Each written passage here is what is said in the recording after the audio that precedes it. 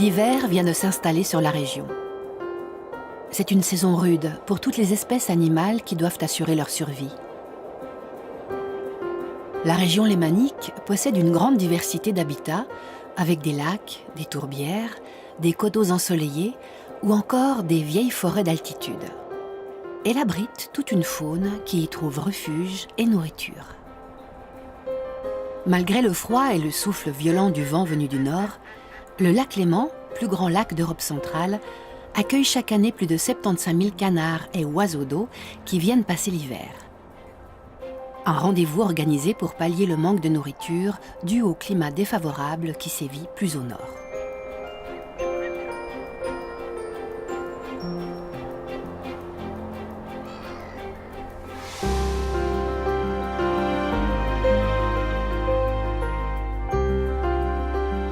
En remontant les rivières qui alimentent le Léman, on découvre le plus grand rongeur aquatique de l'hémisphère nord, le castor. L'hiver est la saison de reproduction de cet animal principalement nocturne. Grâce à ses pattes palmées, il utilise les cours d'eau pour se déplacer et se hisse sur les berges pour aller se nourrir des écorces d'arbres. Les nombreux troncs abattus en forme de crayon témoignent de son activité.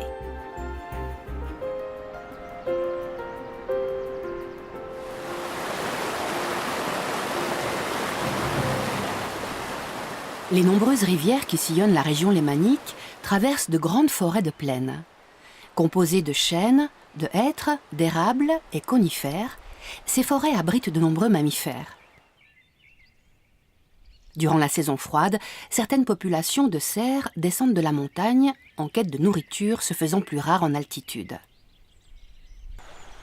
Les chevreuils trouvent dans la forêt et les lisières toute la nourriture dont ils ont besoin, tels que des bourgeons, des fruits, des écorces. Dès la tombée du jour et jusqu'au petit matin, ils viennent pâturer dans les prairies environnantes.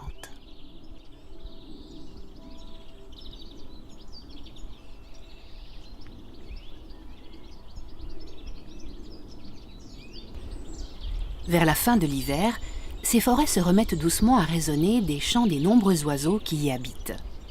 Les arbres morts des forêts servent de refuge à de nombreux insectes. Mais ce sont aussi des garde-manger cruciaux pour les pics qui frappent inlassablement le tronc en quête de nourriture. Ce tambourinage sert également à régler les conflits de territoire.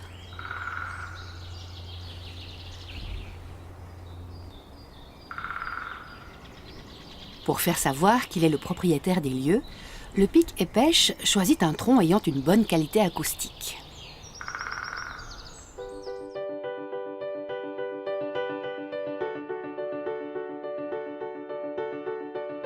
Les immenses prairies qui bordent les forêts sont un habitat apprécié du renard. Ce dernier n'hiberne pas. C'est grâce à sa fourrure qui s'épaissit en hiver qu'il peut endurer des températures difficiles. Le terrier du renard lui permet aussi d'attendre à l'abri des jours meilleurs et de protéger ses petits. Il consomme de nombreuses sortes de proies, mais avant tout des campagnols.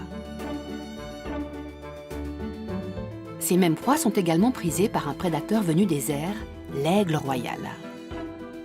Avec une envergure dépassant souvent les 2 mètres, l'aigle royal chasse également des proies plus grandes, comme le lièvre ou de jeunes chamois. Il est capable de repérer sa proie à grande distance grâce à une vue 8 fois supérieure à la nôtre.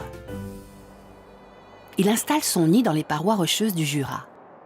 Au début du XIXe siècle, l'homme a classé l'aigle royal parmi les espèces nuisibles et s'est mis à le persécuter, tout comme les autres rapaces. Seule une 50aine de couples résidaient encore dans les Alpes suisses. Depuis 2009, quelques couples se sont à nouveau installés dans le Jura, augurant probablement un retour durable de l'espèce. En altitude, le Jura est recouvert de grandes forêts de conifères qui abritent des espèces emblématiques telles que le lynx ou encore le grand tétras. Les populations de cet oiseau ont très fortement diminué et on le trouve aujourd'hui dans quelques forêts d'altitude. Durant les mois d'avril et mai, les oiseaux se retrouvent aux aurores sur des places très précises au cœur de la forêt où les mâles paradent et chantent pour être choisis par les femelles. Avec un dénivelé passant de 372 mètres au bord du lac Léman à 1677 mètres en haut de la Dôle, la région lémanique possède une mosaïque d'habitats très divers qui renferme une faune variée. L'hiver est une saison délicate pour les animaux. Ils doivent chaque jour à la fois économiser leur énergie et trouver leur nourriture pourtant peu abondante. C'est grâce à l'engagement et à la responsabilité de chacun que nous pouvons préserver la richesse de notre biodiversité. Car la nature qui nous entoure est généreuse et livre ses secrets à celui qui la respecte et prend le temps de l'observer.